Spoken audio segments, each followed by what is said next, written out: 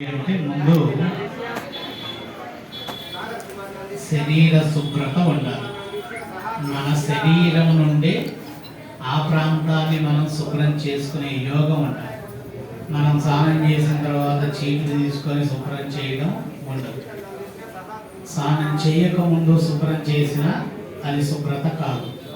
అలాంటప్పుడు ఏం చేయాలి అంటే, స్నానం చేసిన తర్వాత తడి వస్త్రములతో కూర్చున్నటువంటి ప్రదేశము పవిత్ర యోగాన్ని పొందదు. తడిగా కూర్చున్నటువంటి సమయంలో మనం సాధన చేసేటప్పుడు శుభయోగము అశుభయోగము అనేటటువంటి గాలిని సంచరించేటట్టుగా చేసుకోవాలి.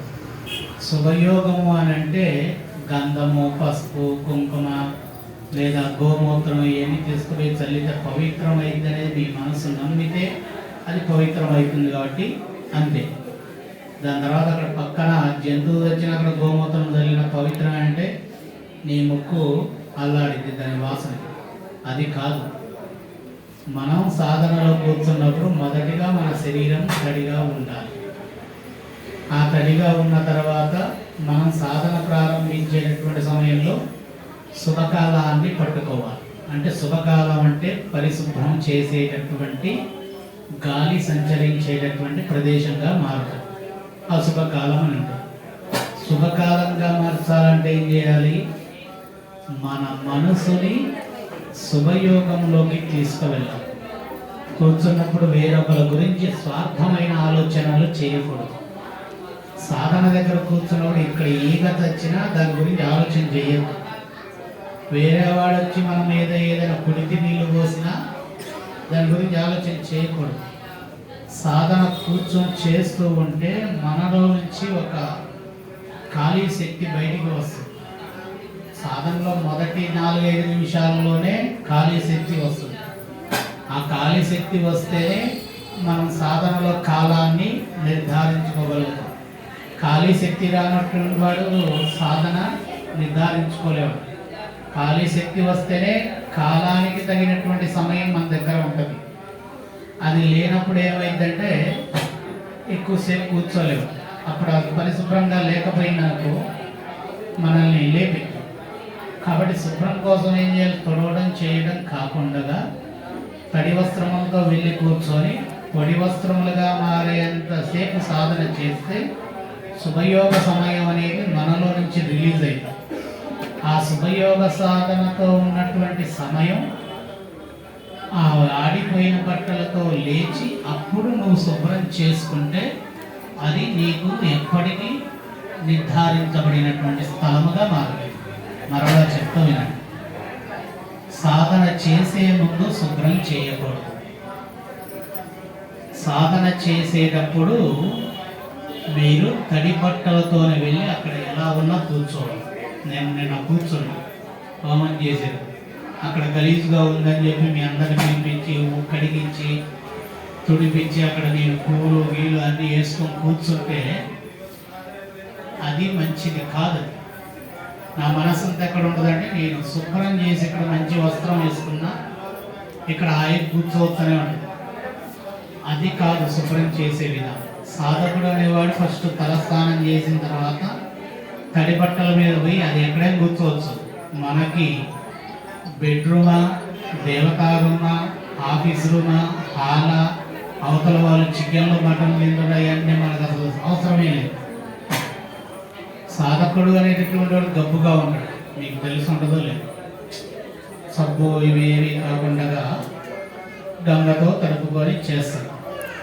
ఇప్పుడు మీరు చూస్తారు భైరవులు వాళ్ళని నాగసాధువులని వీళ్ళందరూ దేహం పరిశుభ్రంగా ఉండాలి. ప్రాంతం పరిశుభ్రతతో అవసరం ఉండదు. దేహం పరిశుభ్రతగా ఉండాలంటే తడి వస్త్రంతో కూర్చొని సాధన చేసిన తర్వాత మన శరీరం పైన అది పొడిగా మారేంత వరకు సాధన చేయాలి. చేసిన తర్వాత లేచి ఆ బట్టలతోనే అప్పుడు మొదటి సాధకుడు చేసే విధానం ఇదే. ఆ బట్టలను తీసి పొడి బట్టలు కట్టుకొని ఆ బట్టలతో ఆ ప్రాంతాన్ని శుభ్రం చేస్తారు. మరలా చెప్తాను, మొదటి సాధన చేసేటప్పుడు తడి బట్టలతోనే కూర్చొని సాధన చేయాలి. అది పెద్ద పంచ చిన్న పంచ మీ ఆలోచన.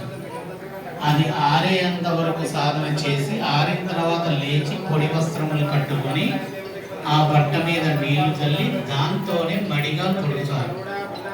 అప్పుడు మీ శరీరాన్ని తాకి మీ శరీరం యొక్క ఆవిరితో ఆరిపోయినటువంటి ఆ బట్ట ఆ ప్రదేశం మీకు అనుకూలించేటటువంటి స్థానాన్ని ఇస్తుంది. ఇది వస్త్రముతో చేసేటటువంటి పరిశుభ్రత సాధన. రెండోది జింక చర్మ సాధన ఉంటుంది. జింక చర్మం ఉంది అని అంటే ఇంకా అక్కడ మనం ఏమీ శుభ్రం చేయాల్సిన అవసరం ఉండదు, తడి బట్టలు అవసరం ఉండదు. జింక చర్మం పైన మనము కూర్చోవాలి. మన వస్త్రము ఏది అని అంటే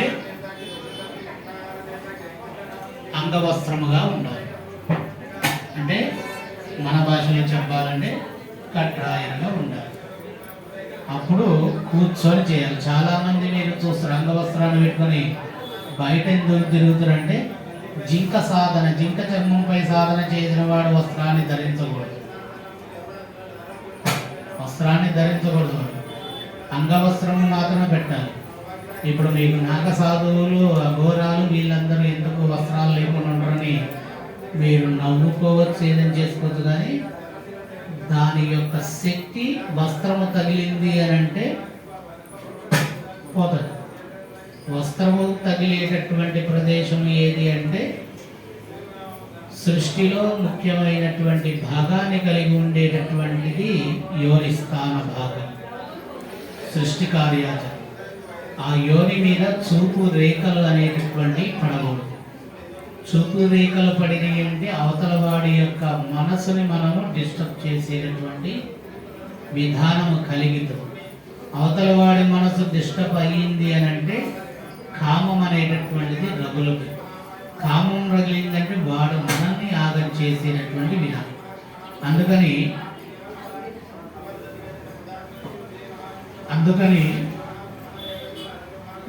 జింక చర్మం పైన చేసేటటువంటి సాధనకి వస్త్రాన్ని ధరించి చేసేటటువంటి విధానం ఉంది.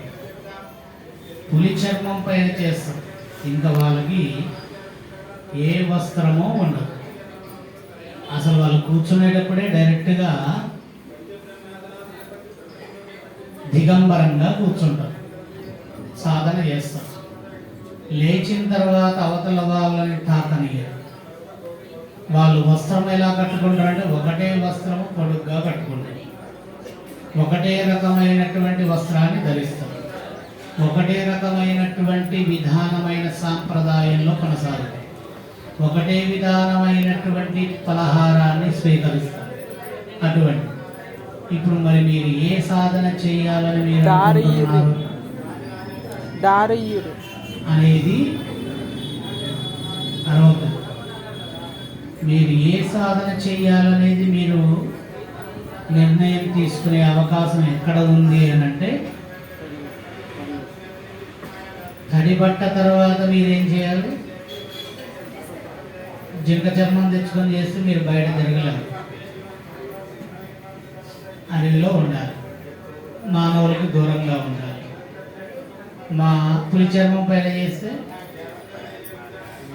అట్లా ఉండాలి. కాబట్టి ఇప్పుడు మనం చేయాల్సింది ఏంటంటే తడిబట్ట మీద కూర్చొని సాధన చేస్తే మొదటిగా ప్రారంభించే రోజు ఆ బట్టని పెట్టుకొని శుభ్రం చేసుకోవాలి. ఆ బట్ట పిండకూడదు. ఆ బట్టని ముంజాలు తీయాలి, కుప్పలాలు పెట్టాలి, మళ్ళీ తీయాలి, చేయాలి, పెట్టాలి, తీయాలి, చేయాలి. అలా బట్ట మొత్తము చీకు పట్టిపోయేంత వరకు దాన్ని వాడాలి. అప్పుడు మీ శరీర ఆరాశక్తి అక్కడ ఆకృతి యాక్టివ్ అవుతుంది. అప్పుడు మీరు అక్కడ కూర్చుంటే వేరొకడు వచ్చి 4-5 తట్టల చెత్త పోసినా కానీ మీకు పవిత్రమే ఉంటుంది.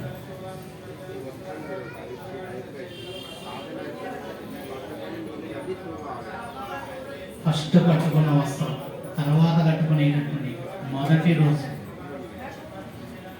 రోజు వస్త్రాన్నే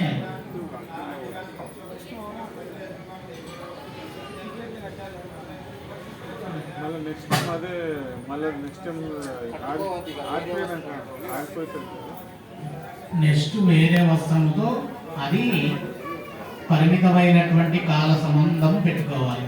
కాల సంబంధం అంటే కాల సంబంధము అంటే సాధనలో కూర్చున్నాక దాని మీద ఎక్కువ తడి ఉండేటట్టుగా పెట్టుకునేటటువంటి విధానం ఉండాలి. ఎక్కువ తడి ఉండేటటువంటిది అంటే మొదటిగా మీరు పిండుకొని కూర్చోవచ్చు, అలవాటు అవ్వడం కోసం, తొందరగా ఆరడం కోసం, లేవడం కోసం. తర్వాత కొద్దిగా అనుభూతి అవుతుంటే నీళ్ళని పిండకుండా ఆ బట్ట మీద కూర్చోవడం. నేను కూర్చోను. ఇంకొద్ది రోజులు పోతే దాని మీద నీళ్లు పోసుకుంటూ చేసే సాధన, ఇంకొన్ని రోజులు పోతే ఇంకా నీళ్లు పోసుకుంటూ చేసే సాధన. దాన్ని పరిశుభ్రత అనేటటువంటిది విధానం. పరిశుభ్రం అనగానే మనం ముందుగా బండలు తుడిచి పెట్టుకొని చేసి తర్వాత మళ్ళీ పోయి మళ్ళీ వచ్చి కూర్చొని స్నానం చేసి అక్కడ సాధన చేసేది పరిశుభ్రత కాదు. ఇక్కడ 100 మంది అశుభ్రతగా వచ్చినా సరే నీకున్న ఆరాశక్తి నేను శుభ్రం చేయడానికి ప్రయత్నించదనే ఉంటుంది. ఆ ప్రయత్నించడం కోసం నువ్వు చేయాల్సిన అలవాటు ఏంటంటే సింపుల్గా చెప్పేటటువంటిది, నీ శరీరానికి తాకినటువంటి నీ వస్త్రమే నిన్ను కాపాడగలిగింది. వేరొక వస్త్రం వచ్చి అక్కడ తుడిచిందంటే అక్కడ ఉన్నటువంటి ఆరాశక్తిని మొత్తం ఆ వస్త్రం కట్టుకొని వెళ్ళిపోయింది. అప్పుడు నువ్వు కూర్చున్నావు అనుకో, నిన్న చేసినటువంటి ఆరాశక్తి అక్కడ ఉండదు. ఆ స్థలం నీకు వర్తించదు. స్థల మార్పిడి చేయాల్సి వస్తుంది. ఈరోజు ఈ మూల కూర్చొని, రేపు ఆ మూల కూర్చొని, రేపు అక్కడ కూర్చొని, రేపు ఇక్కడ కూర్చొని తిప్పుతూ ఉండదు. అలా తిప్పకుండా స్థల దిగ్బంధన ఖాళీ సమయం కావాలి అంటే ఒకటే వస్త్రము, మనము మొదటి రోజు ప్రారంభించినటువంటి వస్త్రాన్ని కట్టి కూర్చొని సాధన మొదలుపెట్టి అది ఆరిపోయిన తర్వాత తీసి పక్కన పెట్టి రెండవ రోజు మళ్ళీ మనం సాధన చేయబోతున్నాము. దాన్ని నీళ్ళల్లో నుంచి అది తుడవాలి. కూర్చున్న ప్రాంతం కూడా తడిగా ఉండాలి. చీపిరి పెట్టి ఓడకూడదు. మరలా అక్కడ నీవు రెండవ రోజు కట్టుకునే వస్త్రం ఏదైతే ఉందో ఆ వస్త్రము చాలా రోజులు నీలో జర్నీ చేయాలి. అది చినిగిపోయిందని చెప్పి తీసుకుపోయి చెత్తలో పడేది.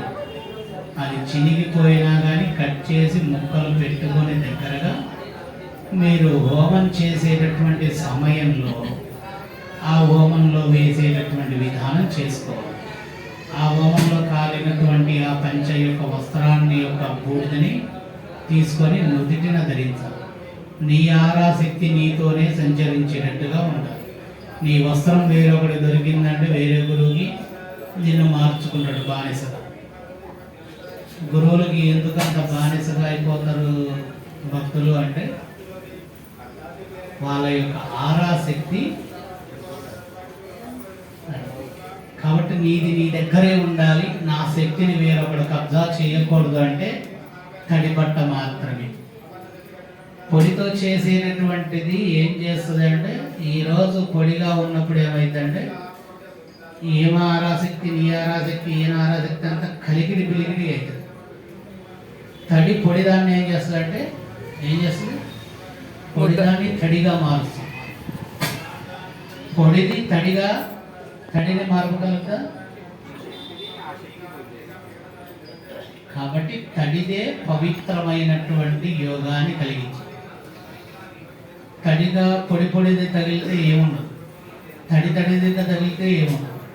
కానీ తడి పొడి తగిలితే మీరు సాధన చేసాడు శుభ్రం చేసుకోవాలంటే ఊడ్చి కూర్చొని చేసి ముగ్గులు వేసి పూలు వేసి అందంగా చేసి ఆడికి వచ్చుంటే నీ మనసు దాన్ని పట్టేస్తుంది. అసలు దీపారాధన ఇంపార్టెంట్ కానే కాదు సాధకుడు. అసలు సాధకుడికి దీపారాధన ధూపం అనేది ఇంపార్టెంట్ కాదు. అసలు సాధకుడికి ఏది ఇంపార్టెంట్ అంటే ఫస్ట్ కూర్చొని సాధన చేసే సమయం కలగాలి. నువ్వు దీపం వెలిగించి అక్కడ కూర్చున్నావు, ఆ దీపం కదులుతుంటే నీ మనసుని కదిలేసి అగరబత్తి పెట్టి ముట్టించి అక్కడ కూర్చొని చేసినాక ఆ పొగకి నీ ముక్కు దానికే యాక్టివ్ అయిపోయింది. ఇంట్లో వంటలు చేసేవాళ్ళు పోపులు వేసిరనుకో ముక్కు దానికే కనెక్ట్ అయింది. పక్కన ప్రసాదాలు అవన్నీ పెట్టుకుని ఐటమ్స్ అన్నీ పెట్టుకుంటే నోరు దానికి యాక్టివ్ అయ్యి తొందరగా సాధన చేయాలి, అక్కడ పెట్టి తినాలని చెప్పి. అందుకు సాధకుడికి ఏం కావాలంటే నిర్మానుష్యమైనటువంటి ప్రాంతము కావాలి. ఏమీ ఉండకూడదు, ఎవరో కనబడకూడదు, ఏమీ చేయకుండా ఉంటే అప్పుడు ఆ సాధన చేస్తే నిన్ను నువ్వు చూసుకోగలుగుతూ నీ శరీరాల శక్తిని నువ్వు చూడగలవు. అక్కడ దీపాలు, పుష్పాలు, పండ్లు, విగ్రహాలు అన్నీ పెట్టి చేస్తే నేనిచ్చిన విగ్రహమే నీకు కనబడిద్ది, కానీ నువ్వు చూడాలనుకుంది నువ్వు చూడలేవు. నీ ముందు ఏముండాలంటే శూన్యం మాత్రమే ఉండాలి, ఏమీ ఉండకూడదు. నీ భార్య యొక్క గజ్జల శబ్దం కూడా వినపడకూడదు. అది వినపడి నా భార్య వచ్చిందమ్మో లేవాలనుకో. అట్లాంటి ప్లేసే సాధనకి అద్భుతమైనది. సాధన అనగానే మొదటి విధానం చెబుతున్నాయి, మొదటి భాగానికి చెప్తున్నాయి. మీరు ఆ పరిశుభ్రత ఇవన్నీ చేసుకొని యాక్టివ్ అయి మంచిగా అయిన తర్వాత నవరంధ్రములు స్పందించే విధానం అయిన తర్వాత అప్పుడు మనము అక్కడ పోపులు వేసిన, ధూపాలు వేసిన, పెద్ద పెద్ద లైట్లు పెట్టిన, ఏమైనా పాటలకు మైకులు పెట్టినా ఏం పెట్టినా నీ శరీరం స్పందించు. ఎందుకంటే ఇక్కడ కూర్చుండంటే దానికి అర్థమైపోయింది, వీడు సాధనలో కూర్చుంటుండు, వీడిని డిస్టర్బ్ చేయొద్దు, మీరు అనుకున్న గమ్యం ఏందో చూసేంత వరకు వదిలిపెట్టాలి. ఆ గమ్యం చూడగానే అప్పుడు నీకేమనిపిస్తుంది? ఇప్పుడు నేను ఇక్కడున్న హైదరాబాద్, నాకు సాధకుడు ఉండు ఆస్ట్రేలియా, అతను నన్ను చూడాలనుకున్నప్పుడు ముందు రోజు ఉదయం చెప్తాడు, ఈరోజు మిమ్మల్ని చూడాలనుకుంటున్న గురువు గారు, సరే రాత్రి సాధన కోడ్ పంపిస్తా అని చెప్తా. ఆ కోడ్ పంపిస్తా అక్షరం, అది ఆయన ఇది నేనే చేస్తే ఆయన అనుభూతి పొందుతూ ఉంటాడు, ఇక్కడ నేనేం చేశా అనేటటువంటి. అటువంటిది గొప్పది శరీర ఆరాశక్తి. మీకు ఫోన్లో సిమ్ కార్డు ఉంటే అవతల వాడి నెంబర్కి ఎలా పోతుంది అనేది మీకు ఏమైనా అర్థమవుతుందా? మన ఆరాశక్తి అక్కడికి తీసుకువెళ్ళే శక్తి దేని దగ్గర ఉందంటే రాగి దగ్గర ఉంటుంది. సాధకుడు దగ్గర ఉండాల్సిన ఆయుధం ఏంటి అంటే రాగి, మర్రి చెట్టు యొక్క ఊడలతో తయారు చేసిన దండనం, ఇవి ఉండాలి. గురువుల దగ్గర దండనం కర్ర ఎందుకుంటే తెలుసు, కుక్కలను కొట్టడం కాదు. కర్ర ఎందుకు పట్టుకుంటారు అనేది తెలియాలి అంటే రెండు రాగి, ఒకటి మర్రి. వాటిలో ఆరాశక్తి ఎంత అంటే అంత ఉండిపోయింది, కొద్దిగా టన్నులు ఉండదు. సినిమాల్లో చెప్తారు కర్ర పట్టుకునేట్టు తిప్పగానే మాత్రం. అటువంటి విధానమైన సంపదే ఆ దండనంలో ఉండదు. ఇప్పుడు మీరు కూర్చొని చేసే సాధన ఎలా చేస్తారో తెలియదు, కానీ మొదటిగా దర్భ కూడా ధరించదు. అసలు దర్భ వేసే స్టేజ్ ఇప్పుడు కాదు. అసలు నువ్వు చిన్నపిల్లగాడికి బట్టలు లేకుండా దర్భ మీద పడుకోబెడితే ఏమైంది? నువ్వు దర్భ మీద కూర్చున్న ఆ వాతలు, ఆ ఉతకపోయేటటువంటి వాటికి నీ శరీరం భరించగలిగేటట్టు ఉంటుంది. నువ్వు దర్భ మీద కూర్చొని నీకు మోక్షం వస్తుందని చెప్పి కూర్చొని చేస్తే అటు ఇటు అన్నాం అనుకో పోతుంది.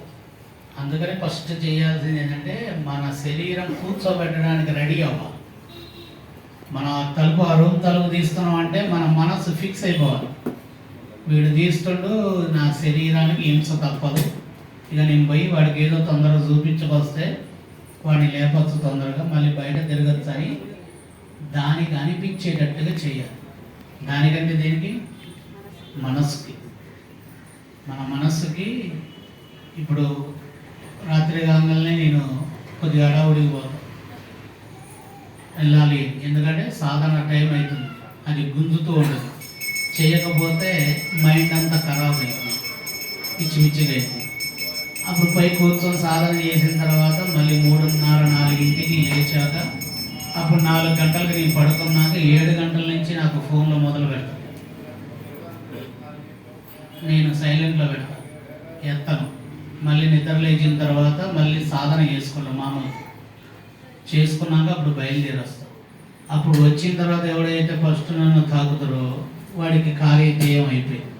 ఎందుకంటే నా ఆరాశక్తి వాడు తాకినందుకు వాడు ఆరాశక్తికి తగిలి అతను వెళ్ళే పనికి అశుభానికి వెంట రాకుండా, దరిద్రాన్ని ముందుకు రాకుండా శుభయోగం చేస్తాం. సాధకుడిని ఎప్పుడు కూడా మనం తిట్టుకోకూడదు, గునుక్కోకూడదు. ఎందుకంటే వాడి ఆరాశక్తి చాలా తీవ్రమైన ఇబ్బందిని చూపిస్తుంది అవతల వాళ్ళు. అందుకని మీరు చేయాల్సింది ఇప్పుడు ఫస్ట్ అడుగు ఏంటంటే తడి బట్టల సాధన చేయాలి. తడి బట్టల సాధన చేస్తూ దాన్ని పొడిగా మార్చుకునే సమయాన్ని పెంచుకోవాలి. మీకు పొడి బట్ట మీద కూర్చుంటే మన చెమట తడి బట్టలకి ఆ పొడి బట్టలకు తగులుతుంటే మనకు చిరాకు కలుగుతుంది. ఎక్కడ పొడిగా ఉన్న చోట, తడిగా ఉన్న చోట శరీరాన్ని తాకింది కాబట్టి మెత్తగా ఉంది. పొడిగా ఉన్న చోట ఇది రాసుకపోతూ ఉంటుంది. ఇట్లా రాసుకపోయినప్పుడు చర్మం డిస్టర్బ్ అయింది. చర్మం డిస్టర్బ్ అయిందంటే లోపల ఉన్న చేసే సాధన యొక్క ప్రయాణం డిస్టర్బ్ అయింది. అదే తడి బట్టను వేసుకొని కూర్చుంటే శరీరానికి అతుక్కుంటుంది. అతుక్కున్న తర్వాత చర్మం డిస్టర్బెన్స్ ఉండదు. సాధనకి ఎటువంటి హానికరం కాదు. అప్పుడు మనసు అనేది బయటకు వచ్చి ప్రయాణం కొనసాగింది. ఆ ప్రయాణం కొనసాగేటప్పుడు మీరు ఏమేమి చూడాలనుకుంటారో అన్నీ చూడవచ్చు. బుక్కుల్లో రాసిన రామాయణం కాకుండా అసలు రామాయణం ఎలా జరిగిందనేది చూడటానికి ఒక టార్గెట్ ఫిక్స్ చేసుకోవాలి. 100 రోజులు నేను రామాయణానికి సంబంధించిన సాధన చేస్తా అంటే పారాయణం, ఇది రామాయణం బుక్ చదవడం కాదు. నీకు ఇచ్చిన గురువు ఇచ్చిన మంత్రం ఏదుందో ఆ మంత్రాన్ని తీసుకొని ఆ మనస్సుకి కనెక్ట్ చేయాలి. ఈరోజు కూర్చుంది రామాయణం కోసమే. రాముడు ఎట్లా పుట్టిండు, ఏం చేసిండు, ఎక్కడ ఉండు అంటే అప్పుడు తీసుకువెళ్ళింది. నీ పక్కన నీ భార్య ఆశ్చర్యపోవాలి ఫస్ట్. ఎట్లా అంటే కూర్చొని గంటసేపు లేచేవాడు 8 గంటలైనా లేవట్లేదు. మా ఇంట్లో నా భార్య ఎంత ఆశ్చర్యం. ఒక్కోసారి నేను 8:30 సాయంత్రం పూట కూర్చుంటా, లేచేసరికి 3:30, 4 వాళ్ళు తిని పడుకొని చేసి మళ్ళీ మధ్యరాత్రి ఎప్పుడైనా వాళ్ళు బయటకి వాష్రూమ్ వెళ్ళాలన్నప్పుడు లేచినప్పుడు నేను అక్కడ ఉంటే తెల్లారి నేను నిద్ర లేచినాక అడుగుతాను. ఎందుకంటే సాధనలో మన ఆత్మ ఎక్కడో తిరుగుతున్నప్పుడు పక్కన అందమైన భార్య ఉన్నా, అందమైన కూతురున్నా, అందమైన కొడుకున్నా, తల్లిదండ్రులున్నా, బంగారం ఉన్నా మన మనసు అసలు ఇష్టపడదు. సాధన లేనటువంటి వ్యక్తులకి బాగా మనసు దేన్ని ఇష్టపడిద్ది అంటే ఫస్ట్ బంగారం, తర్వాత డబ్బు, తర్వాత కామం, తర్వాత క్రోధం, తర్వాత అప్పుడు చివరిలో జాలితనం ఉంటుంది. సాధనతో ఉన్నోడికి ఏముందంటే అవతల ప్రపంచం వేరే కనబడుతున్నప్పుడు అసలు మనం ఈ జిల్లాలో కూడా చూసే ఇంత ఆనందపడితే హైటెక్ సిటీలో ఉన్న భవనాలను చూసి అక్కడ ఉన్న వాళ్ళు ఎంత ఆనందపడాలి.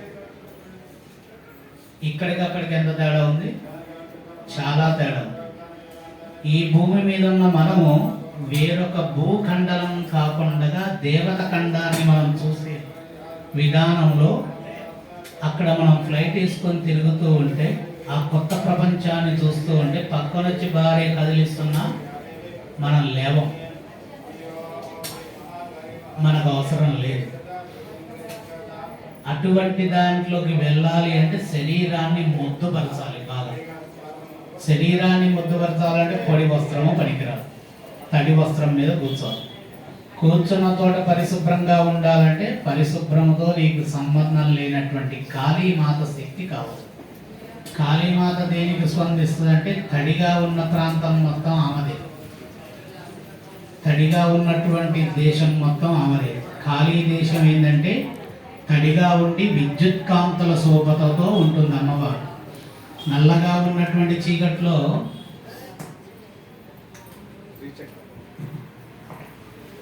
నల్లగా ఉన్నటువంటి కారు గమ్మిన చీకట్లో ఒక చిన్న కొవ్వొత్తిని పట్టుకోకపోతే ఆ వెలుతురు సరిపోయిందా? సరిపోదు. దానికి తగినటువంటి వెలుతురు కావాలి అంటే అప్పుడు మనలో జ్యోతిని ఎంత పెద్దగా అక్కడ చూపించాలి, చాలా పెద్దగా చూపించాలంటే అక్కడ నీకు పరిశుభ్రత ముఖ్యంగా శరీరం నుండి వచ్చేటటువంటి ఆ వేడితో ఉండేటటువంటి ఆవరణ కావాలి. నీ రూమ్లో కూడా వస్తే ఆ వేడి తెలిసిపోవాలి. మరి ఎప్పుడన్నా ఏసీ వేసుకొని సాధన చేస్తే నీకు తెలుస్తుంది. ఎంత వేసి ఉన్నా మనం ఉన్న ప్రాంతం సాధన మొదలు పెడితే ఆ వేడిని ఇలా బయటికి పంపిస్తుంది. అందులోకి వచ్చిన వాడికి అంత ఆవిరి ఉండదు. అప్పుడు సాధనలో ఉత్తీర్ణత పొందినట్టు. మంత్రం తీసుకోమని రేపొద్దున సినిమా టికెట్ దొరికిద్దాడు, దొరకదు. సినిమా టికెట్ తీసుకొని థియేటర్ ఇక్కడ నా ముందే ఉండాలంటే ఉండదు, మనమే అక్కడికి పోవాలి. కాబట్టి శుభ్రం ముఖ్యం కాదు. మనం అక్కడ కూర్చున్న ప్రాంతం తడిబట్టతో మడితో కూర్చుంటే చాలు. వేరొకరిని తాకవద్దు అనేది ఎందుకు అని అంటే, దేవాలయాల్లో అయ్యగారులకు కానీ లేదా పూజలు చేసుకునే వాళ్ళకి కానీ ఎందుకు తాకద్దు అంటే, వాడి శరీర ఆరాశక్తి దేవాలయానికి వచ్చినాక ఒక రకానికి ఫిక్స్ అయిపోతుంది. వాడు ఎక్కువ సమయం దేవాలయంలో గడిపిన తర్వాత ఆ దేవత యొక్క శరీర ఆ విగ్రహంలో నుంచి వచ్చే గాలి వీడి యొక్క శరీరానికి తాకినప్పుడు ఆ శరీరానికి ఒక అనుభూతి జరుగుతుండదు. కొత్తగా వచ్చినోడు ఇట్లా అన్నాడు అనుకో, ఆ కొత్తగా వచ్చినోడికి మళ్ళీ వీడికి తగిలి. అందుకని గుళ్ళో ఉన్న అయ్యగారు ఏం చేస్తారంటే ముట్టుకొని, మీరు చేసిన పూజ అమ్మకు తెలియజేయాలంటే వాళ్ళిద్దరు కనెక్ట్ అయ్యి ఉండాలి. ముందు వాళ్ళు కనెక్ట్ అయ్యి ఉండాలని బయట నుంచి రాగానే వాడు వచ్చి తాకిండంటే మళ్ళీ పోయింది. మళ్ళీ ఆయన అది కనెక్ట్ చేసుకోవడానికి మళ్ళీ 1 గంట 2 గంటల సమయం పట్టింది. సన్నాయి లేదా మళ్ళీ అది పట్టుకోవడానికి సమయం పట్టింది. అందుకని గుళ్ళల్లో మనకి చిన్నప్పుడు ఏం చేస్తారంటే మడి అనే నియమాన్ని పెట్టారు.